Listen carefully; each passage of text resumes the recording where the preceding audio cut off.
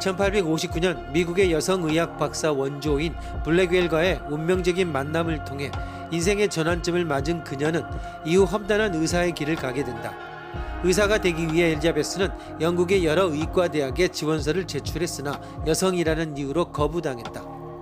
그러자 그녀는 미들섹스 병원에 간호사로 취업하여 의학 수업 청강을 시도했으나 남학생들의 반발에 부딪혀 강의실 출입을 금지당하게 된다.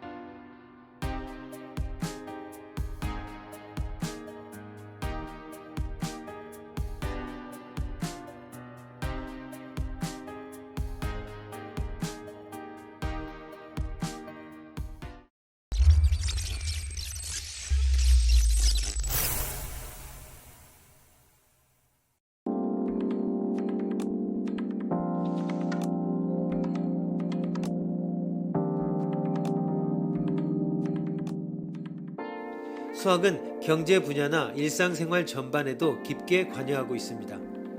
현대인의 생활과 가장 밀접한 관련을 맺고 있는 날씨를 예측하기 위해서도 고도의 미분 방정식이 사용됩니다. 말 그대로 많은 변수를 고려하는 수학적 전략을 알아봅니다.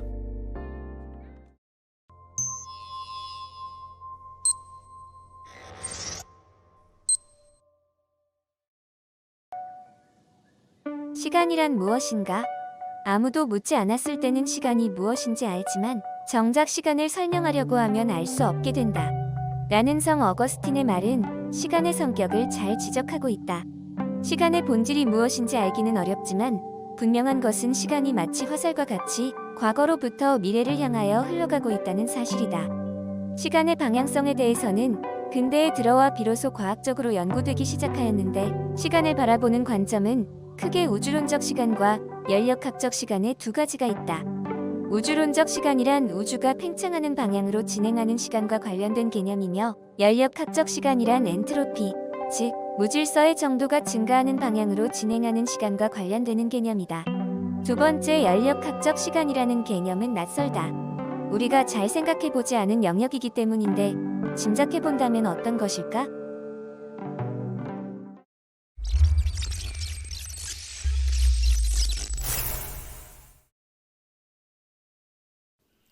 우주론적 시간, 즉 우주에 적용될 수 있는 시간의 개념은 뉴턴 법칙과 아인슈타인의 상대성 이론을 통하여 제시됐습니다. 뉴턴의 법칙에 따르면 물체의 현재 상태, 즉 물체의 위치와 속도를 알게 되면 그것의 미래나 과거의 상태를 알 수 있게 됩니다. 그러나 이 법칙을 우주 전체에 적용하게 되면 그 시간의 방향이 과거로 향하는 것인지 미래로 향하는 것인지 알 수 없게 됩니다. 바꿔 말하면 시간이 역으로 흘러간다고 가정하더라도 물체의 운동은 뉴턴 법칙에 위배되지 않는 것으로 보인다는 말입니다. 이를 시간의 대칭성이라고 합니다.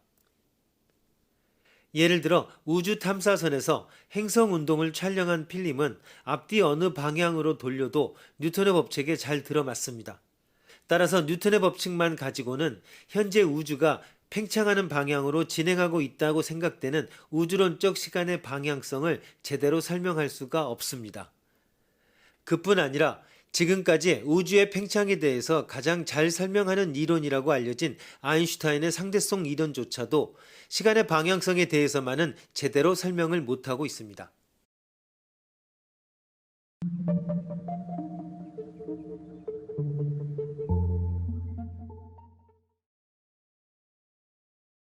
한편 연력학적 시간이란 연력학 제2법칙으로 설명되는 시간을 말합니다.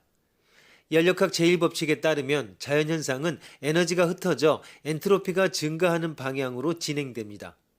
도자기가 바닥에 떨어져 깨지는 것처럼 또는 방 안에서 피어오른 연기가 서서히 흩어지다가 창문을 열면 밖으로 더욱 퍼져 나가는 것처럼 자연은 최대 무질서 상태를 향하여 나아갑니다. 이러한 사례에서 관찰되는 시간은 돌이킬 수가 없으므로 비가역적 시간이라고 말합니다. 이런 자연현상의 진행 방향이 곧 연력학적 시간의 방향입니다. 이 법칙은 우리가 일상 세계에서 경험하는 시간의 방향성을 실제와 어긋나지 않게 설명해 줍니다. 이러한 연력학 제2법칙에는 문제가 있는 것처럼 생각될 때도 있었습니다. 이 법칙은 생명체가 탄생하여 질서 있는 조직체로 전환되어 간다는, 즉 진화론과는 모순되는 것처럼 보이기도 합니다. 왜냐하면 진화론은 단순한 생명체가 좀 더 복잡한 생명체로 진화된다고 보는 것인데, 이는 질서의 정도가 오히려 증가하는 것이기 때문입니다. 모순처럼 보이지만 무질서로부터 질서가 나올 수도 있다는 점을 보임으로써 진화론과 연력학 제2법칙이 양립할 수 있다고도 주장합니다.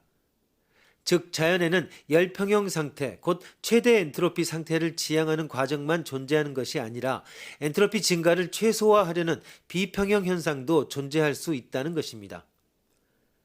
가령 물에 잉크방울을 떨어뜨리면 마지막 상태는 옅은색 평형 상태가 되지만 그 과정을 보면 잉크가 퍼져나가면서 만드는 무늬와 구조들을 볼 수 있습니다. 이것이 바로 물속에서 잠정적으로 나타나게 되는 비평형 상태의 예입니다.